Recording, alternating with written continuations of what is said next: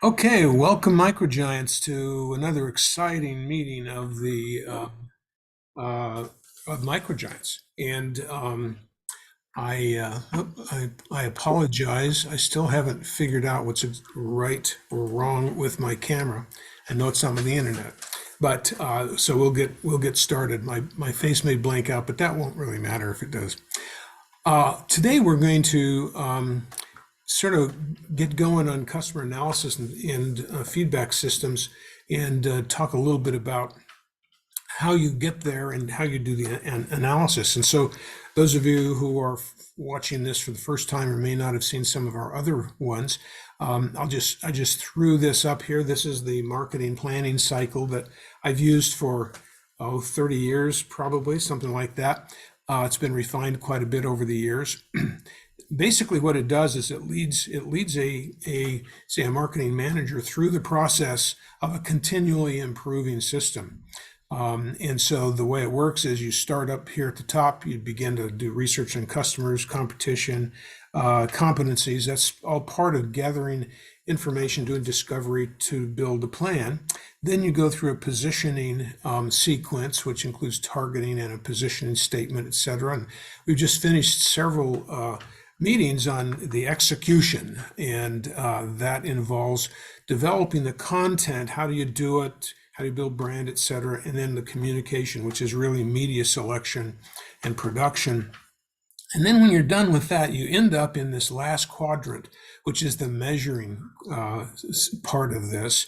Over the years, it's been reduced to analyze, but really there's a secondary kind of piece in here, actually three pieces. This is the old system that the old graphic I used to use. It has a few more little teeny pieces in here. This was kind of summarized by John at some point and made into a little bit nicer graphic, John Burgess. And what we have here is a feedback system or feedback loops, and then finally assessments. And what I have for today really is that there are really three pieces to this. First is the data feedback systems. The second is an assessment period. And then the most important thing is building adjustments to the plan that you started with. And so this is the area where you correct anything that you've done wrong. You're measuring whether or not you did something right, and you're going to hopefully increase the things that worked and decrease the things that didn't work. And I'll just make a quick note.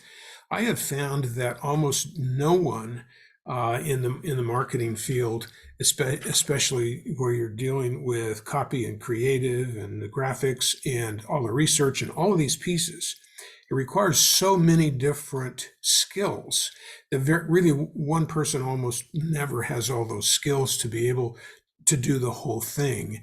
And this is not like accounting where everybody really understands what it is. Marketing is, you've heard me say this, not a department. Marketing is a concept. It's synonymous with the word management. It's not synonymous with accounting or finance.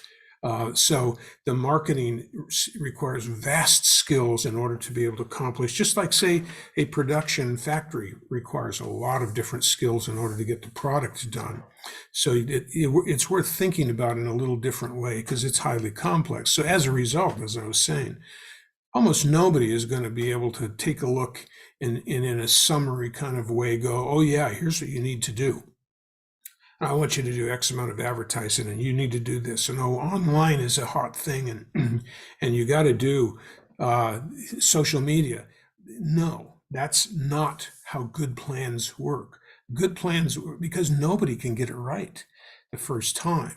And so the good plans that have actually worked are the ones that are altered because you have a feedback system, you do an assessment, you fix what was wrong, and then you do it again, and you do it again and again. And so this whole system begins to refine, and it evolves into a sort of a beast that works. And that's how success comes, is by building something that works for your specific company, your specific, against your competitors, in your specific market niche, etc. And that's really the secret of the marketing planning cycle. Okay, so let's jump through some of these feedback systems. They basically boil them down into systems that are daily or monthly operations on one hand, and then on the other, they're customer and prospect oriented on the other hand. Now, that doesn't mean there aren't all kinds of other analyses that can go on in a business. If you're in a manufacturing, you've got a whole bunch of stuff on the floor and looking at machinery rates, looking at efficiencies. In engineering, there's a lot more going on, but we're not going to get into that because that's a world on its own. Underneath the daily or monthly operations, you've got some basic key elements here. First, you got to get your revenue numbers. What are you selling? And of course, you want to capture those in both dollars and units and at the customer level. So that's I think everybody does that. There's something that almost everybody does, and not everybody does units, but most people will do that. Secondarily, what are the costs? Specifically, the COGS or the cost of goods sold. The cost of goods sold are all those items that apply to the procurement or the construction and the delivery of what it is that you're selling. And so it's really important because that tends to be a direct expense that can be expressed as a percentage. And that percentage really gives you a benchmark as to how to take markups, how to if you have a business where you have to put things on sale or close out, so you have to understand the markdown side of that. And so that percentage becomes really a key issue. And then, of course, other expenses which have to be paid for by the what we call margin dollars in the COGS subtracted from revenue. Then those are put together into what we call financials. Now, the financials will come up with a margin in dollars, as well as usually by percentage, not always. I like to say that you need to collect these by class, meaning revenue category. You may have major different product categories, or you may have services and products. But you need to break that down. And the reason is that everything gets buried if you use averages. If you have a lot of different sales, and maybe you have a service component where you're selling some consulting, and maybe you're also servicing, say, software, and maybe even doing some engineering consulting, depending on the technical aspect. You've got three categories there, but if they all average, and to make money, that doesn't really help you understand which one of those three is losing money. And so you have to keep data at a lower level than the top level. And I'd like to say you want to keep it at the lowest common denominator. That usually requires systems to do that if you have a big business, because you really can't keep track of those things manually at the lowest level of detail. So many of these numbers can come from your financial statements. But then you've got a whole genre of Excel reports, and that really has to do with the individual business. You just can't capture what you want to capture about numbers in a financial statement because it's really fairly limited, although it's getting so much better. Today accounting systems will allow you to keep track of revenue and sometimes costs by customer. It will give you multiple breakouts and multiple categories underneath the breakouts and subcategories under those. So you can really do a whole lot with those in order to be able to nail it down. Most smaller businesses don't do that, but you typically you can do so much more with these software systems. Well, and all I'm suggesting is if you want to be able to measure it, you better build your system so that it captures it too. Excel reports can be done, I say manually, but I mean, excuse me, put into a spreadsheet manually based on data coming from certain parts of the business, and that's all fine. At some point, they get to be complicated enough so that somehow you need to capture it in another way, report it in another way, etc. But having numbers built properly in an Excel report is really, really beneficial for building a variety of feedback systems so that you can do the analysis, and you can do charts and trend analysis in a wide variety of things, getting pretty sophisticated. So there's always some things you're going to capture manually. Then there is system data that comes out of whatever other systems that you're using. If you're in manufacturing, you might be capturing electric usage and the amount of time the machine is up, downtime, a variety of other things like that. And there are all kinds of other systems too that might be, for instance, if you're a plumber, you might have a scheduling system that not only helps you schedule when you're going to have your plumber show up, but it would also be the same kind of a feedback system where they put in their time and sales and other things having to do with that particular customer. And so that system may or may not feed back into the accounting system, but it's something that you're going to have that data somehow, and those things then combine together to be able to go into this analysis as well. Then you've got this whole customer and prospects kind of thing on the other side that is really important as well. And that includes a variety of things. First, you want to have customer information, if it's not collected over here in operations, additional customer information. And then you also want sort of a separate thing, broad, larger market information that you might actually buy. You want to come up with systems that will capture information about, and you may have to do this manually, but using the internet to look at competitive situations and product evaluations and a variety of those kinds of reports that you can build that would basically be customer oriented. Then you've got communication data.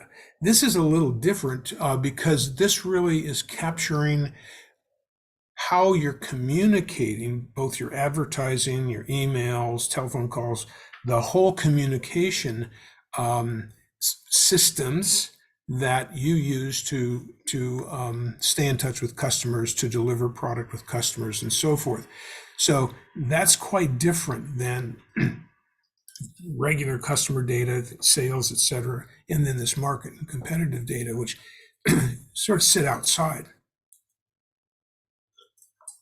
And then you have external data as a large group, excuse me. And that external data might be customer profile data that you would buy.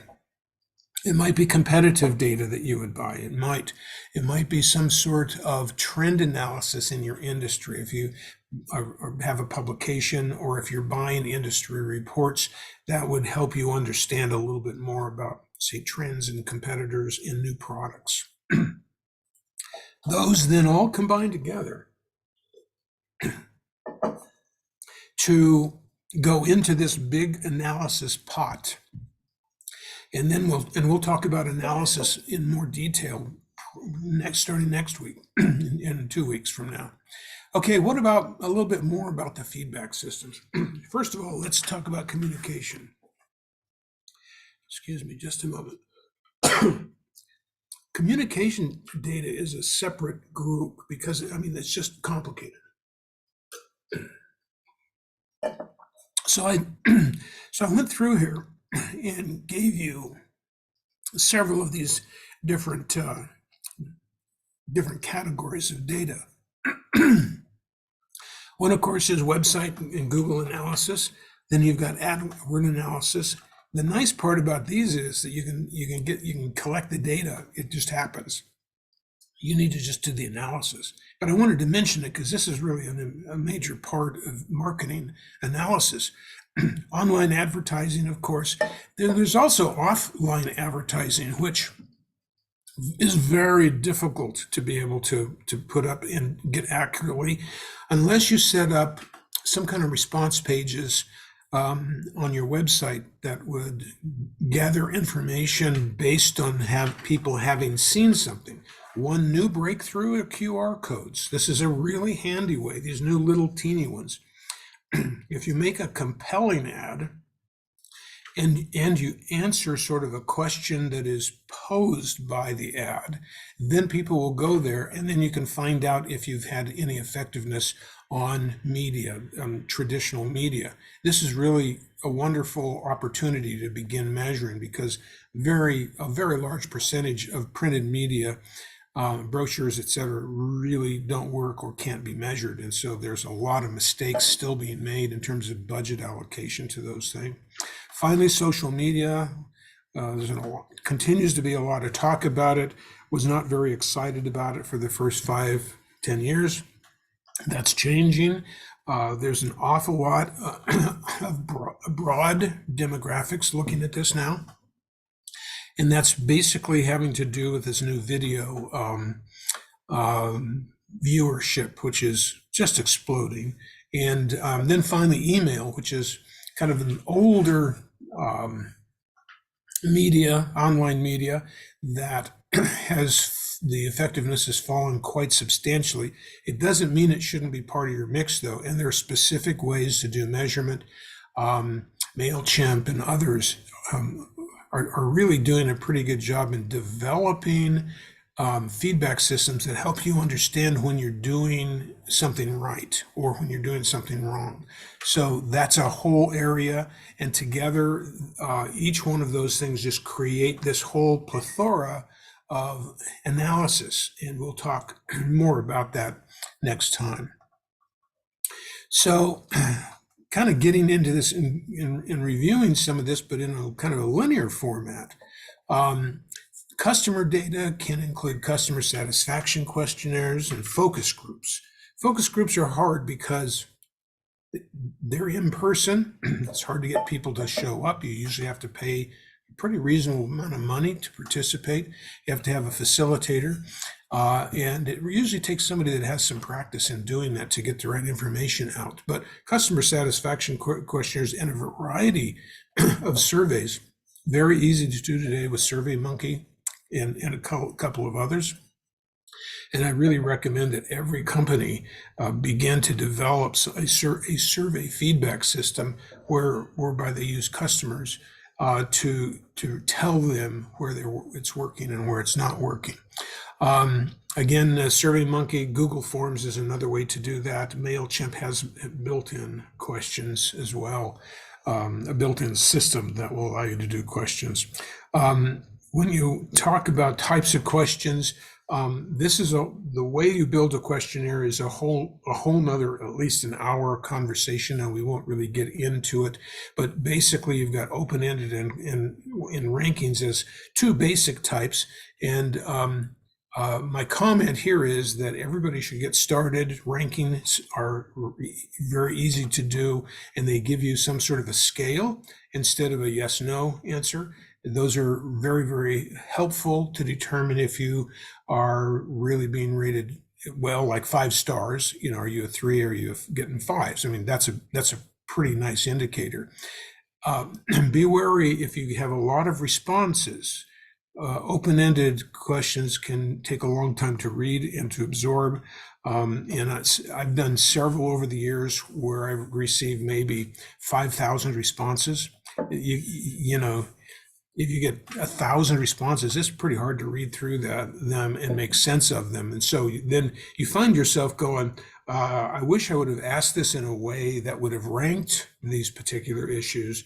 So the next time you go through and you take as many of those issues as you can kind of absorb, and you put them into a ranking and let them tell you about those specific ones.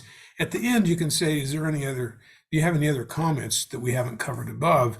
You get fewer comments, and you make sure you haven't missed a major issue that might have cropped up. Revenue data, we've already talked about that in terms of financials and so forth. Margin data is just worth kind of reiterating. It's so important. It's not just about sales and it's not just about costs, but it's very, very important to understand what it costs you to deliver a product, and that would be gross margin data, revenue minus cost of goods sold.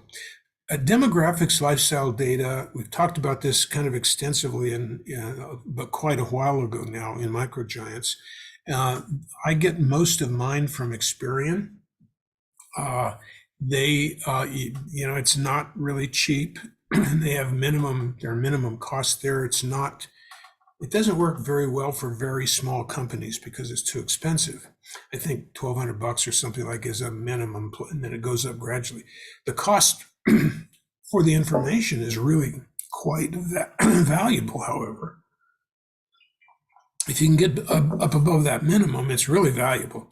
And what this does is it gives you a full battery of demographics as well as lifestyle data having to do with where groups of people spend money, when they do, why they do, a variety of things. And that really helps to understand the market. Then niche market data. There are government reports that you can use. The Census Bureau has a lot of good reports on fairly small, what they used to call SIC codes. It's really NACIS codes today, but those are industry codes.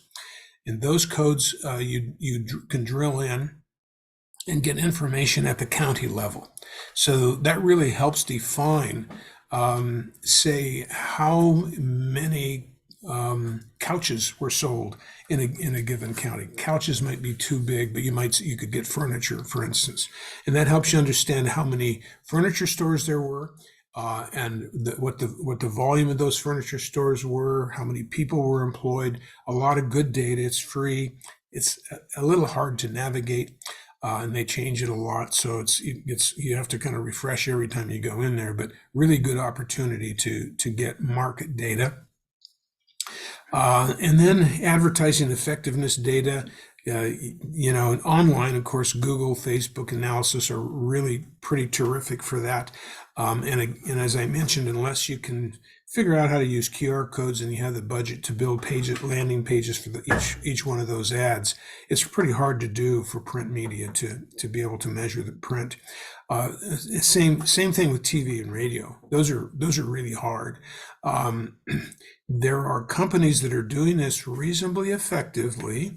I've listened to 2 pitches recently. Most of the media companies that used to be newspapers or TV stations have developed complete marketing departments that include digital. It's very important to remember that they still are selling their advertising. The digital is to make them look as though they're not biased, and now some of them are starting to make money at it. And finally, after only 20 years, these people have developed software that isn't bad, that will really help you do the analysis and pick up different data points, etc. So not bad. But when pressed, how can you measure the effectiveness of my radio ad? The best they can do is to say, well, what we do is we measure, from the time of the ad for 3 minutes, and we count all of those people as having been affected by, compared to the following time period, as how many of them responded to the ad. That's bogus. If you don't have any web traffic at all, fine.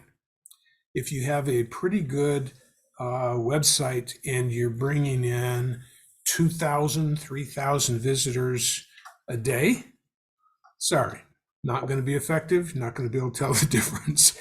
You still have to drive them to a landing page. So that means that the creative has to be so good and so compelling that they will actually, pick up their phone and try to find the answer to whatever it is that is a question. So that's helpful, but it's not really completely effective. So these guys haven't solved this problem, but they're working on it, and they are way better. Their ability to coordinate a whole bunch of social media, email marketing, online advertising is getting really quite good. And the question would be, can they do it cheaper than you can? And the answer is always going to be, until you're spending half of your time doing it, they will be a lot more expensive. Some of these programs are really quite hefty in terms of the money. And that's because it takes people to put these things together, even though they have automated tools behind it. So a lot of interesting, fun stuff going on in that particular area. Um, don't forget about just checking occasionally Yelp if you're listed on there, if, TripAdvisor if you're a restaurant or in the travel industry, and then Google, and there are other places to get that kind of feedback. Don't forget. And if you're business to business, LinkedIn has some tools that will help determine if people are interested trying to find you, but mostly they're selling you. It's not the other way around. And so there's still some improvement that can happen there. And finally, email marketing metrics. I strongly recommend that if you have more than 20 or 30 people on your email list that you use on a regular basis, that you go to a professional bulk mailing company to do that for you, and then you get the metrics automatically. So there's one more thing, and this is a list of a bunch of other ideas that you can skim through and just take a look at, but I wanted to mention specifically this Net Promoter Score, which is kind of a newer concept. Basically, what that does is it asks a question: would you tell a friend about this product? And rate it from 1 to 5, something like that. And so you utilize that as an ongoing score. And that ongoing score then is something that you can see, if you try to improve that a little bit. And it helps you get a sense for whether people really care about you. You're pushing from the customer into the relationship here. And sort of the long-term customers are the ones that you really want to be able to see and get them coming back because they're that satisfied. So that's something that wasn't in the earlier ones. So one more concept that I want to talk about, and that is that we want all of these things for this period, but we also want them over time because we need the trends. It's so important to be able to build your Excel reports, to put together your monthly numbers so that you can compare them into the future. And then when you get the future, turn right around and take a look and see how you did in the past. So that's important because you can't do trend analysis if you don't have more than, say, 3 or 4 points to look at. That goes for any Excel reports you do as well. And of course, any external data that you do, try to set that up so that it goes across the time period. One of the most useful things that I have ever done in feedback systems is to be able to keep track of surveys over time. I do one large survey every 3 years. It goes out to 35,000 people. And that's the one where we get back 7, 8, 9,000 of these things. And this is a major survey once every 3 years. I don't want to bug them too much. That gives us a wide range of quality, product awareness, customer service, operational satisfaction, a whole wide range of things. But the most important thing is that over a period of time, we've done this 6, 7, 8 times now, maybe not 8, let's see, but 6 times. And we can see long-term whether we're doing a better job or a worse job. That means having a good set of questions that's carefully put together, because you don't want to change those questions over time. And that's what I mean over time. Consistent questions over time, and that helps you understand really what's going on and whether or not your marketplace, your customers, is changing. That is how you develop long-term capital spending projects, because you actually have the numbers and you can actually tell. Very, very successful in that. So go from one period to multiple periods and keep that in a data set that's easy to do it in. So that's pretty much it for this particular one. But I'm hoping that JP and John, maybe I have confused you or at least gotten you enough information so that you have some questions and we can kind of chat about some of these concepts. Of course. So I'll start off with one. Actually, JP, you've got one. You roll. Oh, well, no, you have a question locked and loaded. You go ahead and I'll organize my thoughts. Okay, very good. Um, so truly, I am astounded at the depth of the number of segments and disciplines that have to come in to be able to do this accurately. And so, as you've said, this is not something to be taken on lightly, and it's very difficult to get accurate feedback loops in all these areas. I do have a question. When you're dealing with a company and there is a limited ability for them to change some outcomes, so the company has the ability to control several segments of the manufacturing cycle and delivery cycle, whatever it happens to be, and there are several segments that perhaps they don't have control of. So how do you establish asking questions that are going to lead into an area that basically they don't have an ability to change? Do you still want to ask those questions to get the information out there so that it's for future reference? It would be Yeah, important to be able to change. How yeah. do you deal with that? Well, I'll give you an example of why it's important, and that has to do with the dairy that you're aware of. And I've spent a lot of time with that particular client, decades. Milk consumption has dropped 1% per year for about 50 years. So now the question is, if it's a dairy, should they change their product? That's a big question. It's like, wow, we make red widgets, and you're saying that the red widget market is going away very slowly. Okay, maybe it would have been a good idea for the buggy whip manufacturers to really have monitored, how many buggies or how many horses there were left. So that, because, at some point, every market is gone.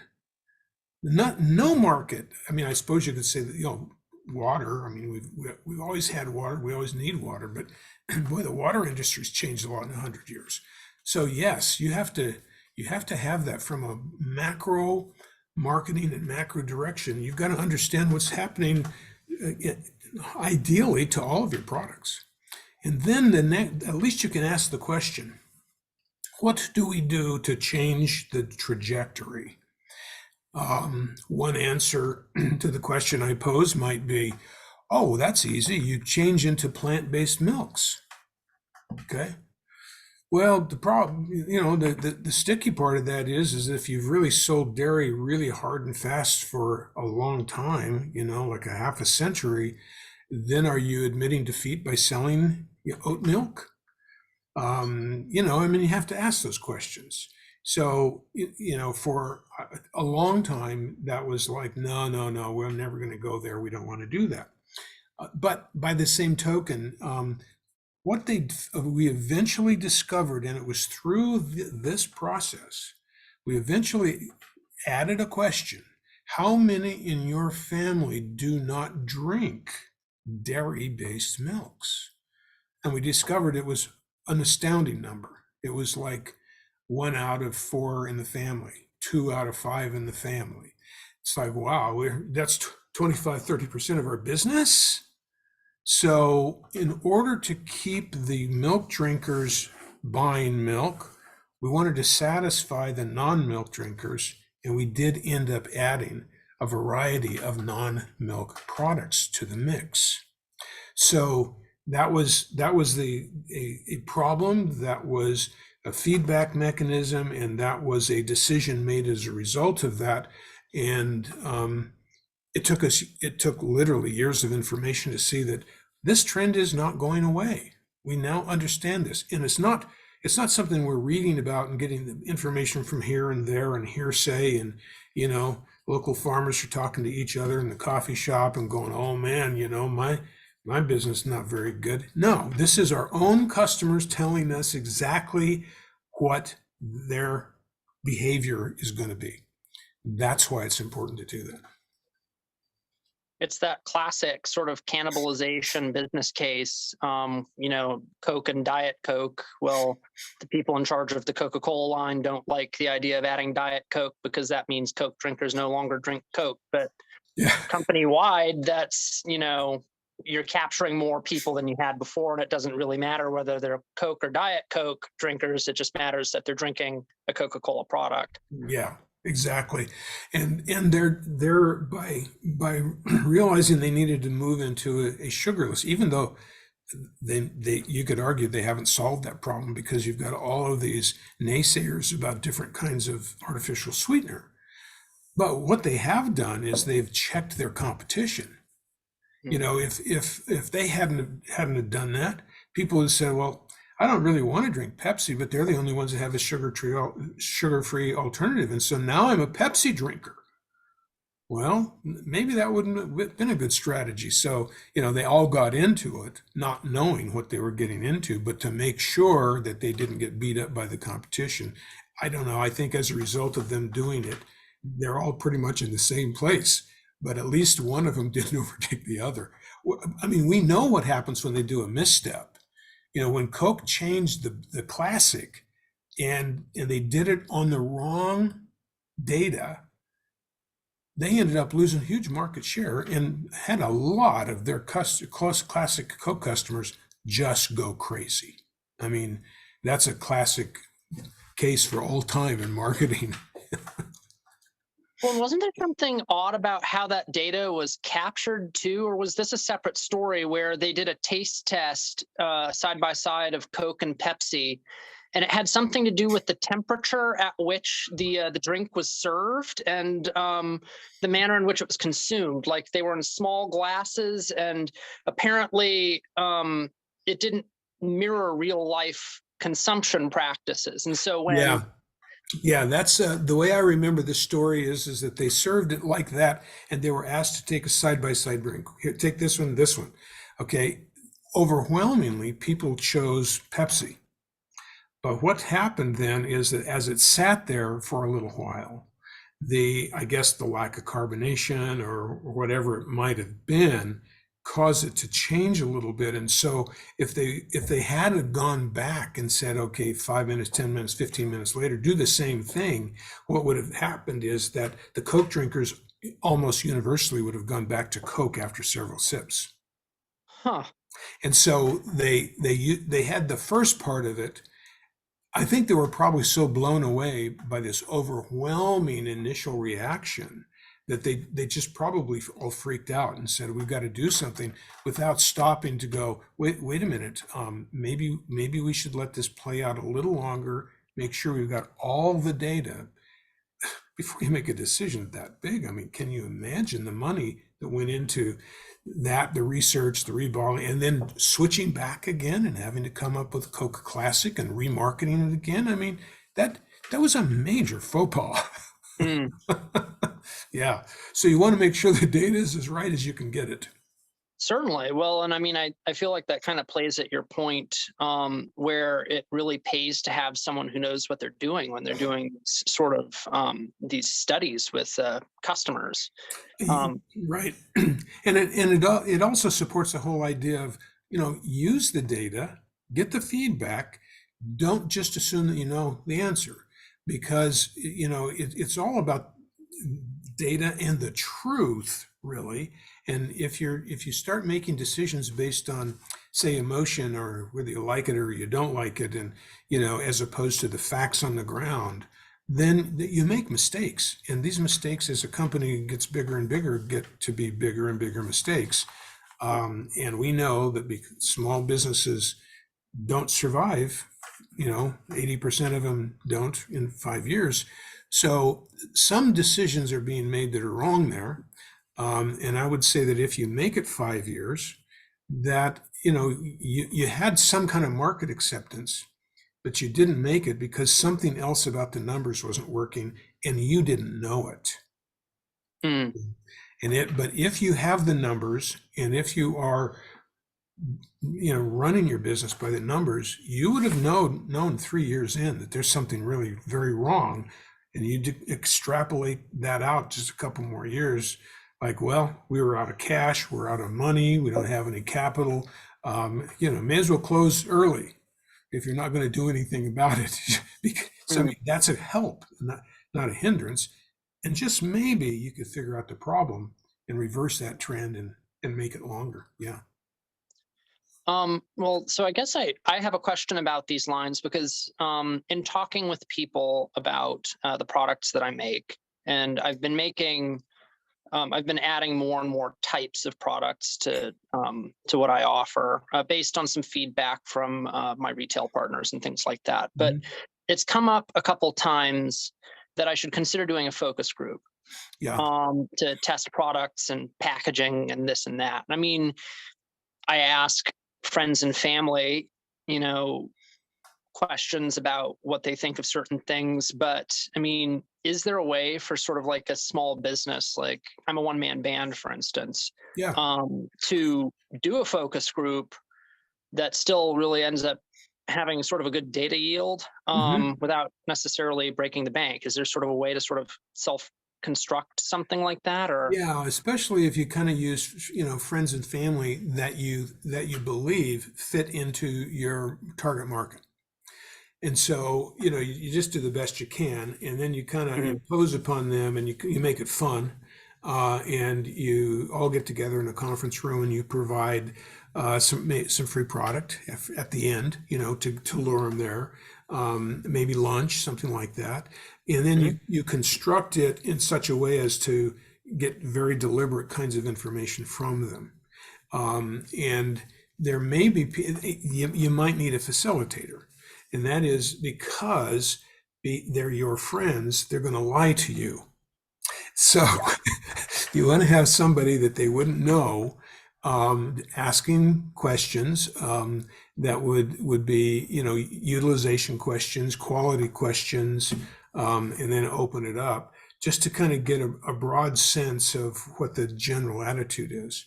And you want to be kind of carefully construct the questions to really get at what you're trying to achieve, because these things can get all across the board, and you get a real talker in there, and now everybody's talking about something else, so that can go awry. And then you also have to be pretty careful to monitor the group and ask the questions in such a way that one person doesn't influence all the rest. So you need to kind of maybe chat with each one individually ahead of time, or just know who they are, and then you direct those questions. So once once the facilitator gets that so and so is opinionated, they like or don't like it, you don't want them leading, and so you begin to say, thanks, Jane, very much, but now I'm going to ask Jill this specific question, and then you ask Jane to comment on Jill, because Jane is going to influence her, because she loves the product. And you're trying to get negative and positive feedback, in a situation like that. But then after you go through that, then you want to open it up and just see if you can come up with some real creative ideas, and just say, okay, given what you know about this product at this point, do you see a market that or a usage of this product that we haven't thought about? And chances are low that you're going to have something that's going to revolutionize your business. But at the same time, there's a possibility somebody would see something that you would never have seen. And so that's why it's always good to do that.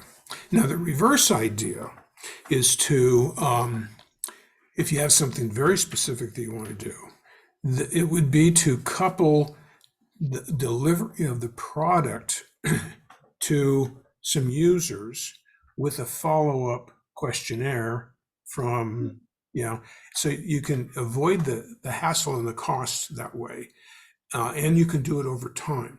So for taste testing, I've mentioned this before, but for taste testing, we always would send a free bottle of whatever it is, a new formula for chocolate milk, root beer milk, or something like that. And so it would go out to just one location. So you isolate how many people we're going to give it to. Maybe we'd have 300, 400, 500 people who would take on say 2 routes, would take a free quart of a particular new product for taste testing. And then what we do is we apply the same taste test survey every single time. So it goes out week later, they fill it out. They feel obligated, and we get about 80 or 90% of these back. They feel obligated to fill it out because they got the free product, and they're excited to help do this. And so you get some pretty definitive information. It's like, well, it's too sweet, it's too tart. In your case, you'll ask other questions like, did you like the texture and the feel? How about the smell? All of the features of the product, and then you get them to go through and rate those and see how they like it. Or if you may ask something like, what do you think this is? Because if you've got some lip balm and it is in a jar that's not exactly what somebody would expect, they may use it for something different. And so Yeah. it's like, wow, the packaging could actually influence the product and the usage of the product, because it's in the brain is people see something on the shelf and they go, oh, what is this? They thought it was for one thing, and they have to read it to find out it wasn't. It's for something else, because it's out of place in their brain. So those are the kinds of things that you can do. And then of course the next questions would be, okay, given what you know about the things that we have, do you see any new products that would be interesting to you based on orange in the product, avocados in the product? I don't know whatever you're thinking about, and just see what kind of crazy stuff they come up with, because you might just get one or two good ideas that way. Certainly. Yeah. So I would say the second one might be better for you. The logistics are really hard to put together focus groups. I mean, they're really hard. Yeah. Okay. Well, and then I guess sort of hearkening to the first part of the conversation, again, one-man band and based on people maybe not watching before, I'm very much given to analytics. That's what I do for my day job. I've worked in finance. And so, I mean, for a while, I've used Excel spreadsheets to keep track of my numbers. Sure. And I'm happy to say that things have gotten big enough and active enough that no longer works for me, but I am still sort of in that, or at least it's become difficult to stay current on, especially when things get really busy, like during the holidays. Right. So I'm still sort of, I guess I'm kind of looking around for a system. I guess I've picked up QuickBooks for finance and stuff like that, and I do use HubSpot as like a sales tracker. Oh, do you? Good. But I wondered if you had any perspective on other possible systems that a small business owner might consider. Yeah, those are the two that I probably would have recommended. I personally love HubSpot. In fact, I think we're still officially distributors of it, and we have our own copy, and we've used it a lot for clients. On the other hand, I do not like QuickBooks, but I don't have to do the books, so that's okay. The reporting is fine, and it's all fine. I know John may actually know of a better little system. I do think that Soho is another alternative, because it comes in modular pieces. It's very inexpensive, a few bucks for each module.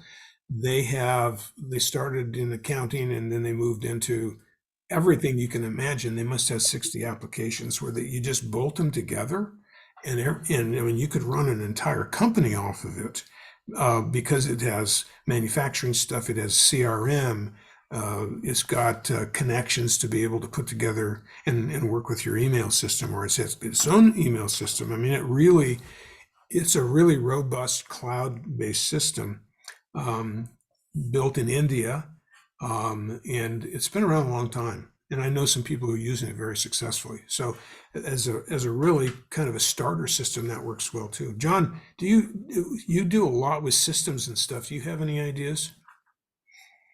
Hold on a second. I was on a different screen there. Yeah, so I have found over the years, I did it very early on. I was using some integrated systems, going back a couple of decades, and really loved the interfaces that were available there. The problem has been recently is that they've got large, so like Salesforce or HubSpot, these guys are so they're expensive, and if you've got a big application, it is. So I've ended up going to application specific opportunities. So right now I'm operating a business in the property management arena, and then they have got a white labeled Salesforce underlying a SQL server, which all links together in their own plain vanilla white labeled solution. And so I subscribe to that, and they give me a diminished subset of whatever is underneath it. Problem is, it's never exactly what you want, and you can't, attempt to change it. So I say, the big guys are out there that we mentioned. Yeah, you got to pay the price, and then it's also it's a long-winded process to get exactly what you want, or a very application-specific white label version. I don't know of anything that's a lightweight but easy to use solution out there. There's a few that advertise them as such, but I think there's quite a few complications. Yeah, right. So I know that Edgar Martin uses Zoho. He is a pretty accomplished self-made hacker programmer. So what I mean by that is that he is able to utilize the scripts and so forth that are within Zoho to do some things outside of it that would normally be done, because he wants to do it a certain way. So he'll hook things up that very few people would actually do. So, but he has the ability to be able to kind of do that.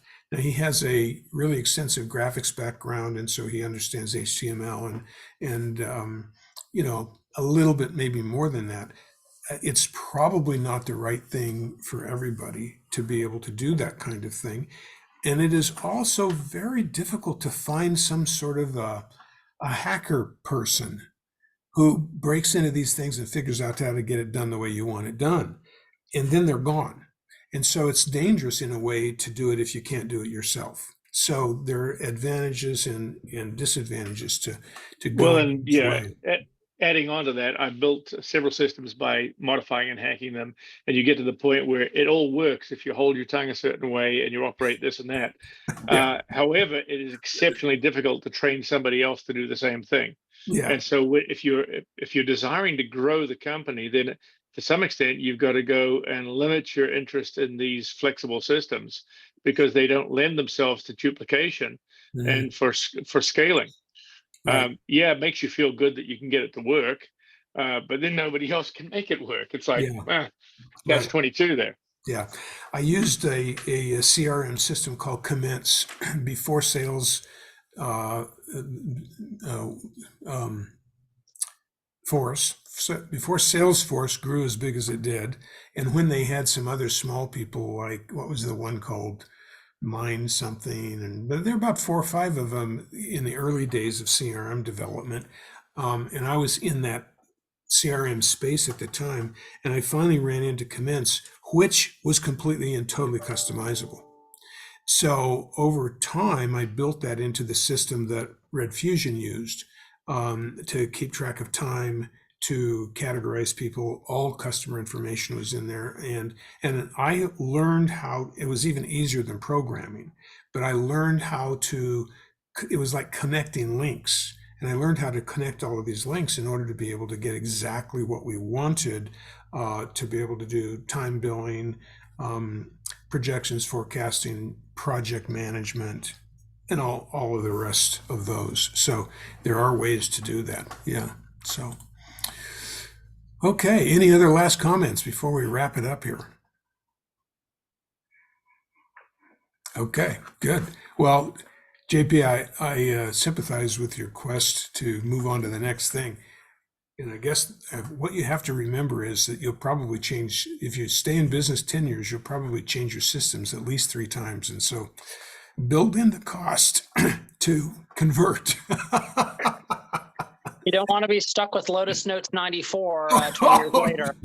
Right. That's And I exactly. worked for a company where that was like we were using Lotus Notes 94.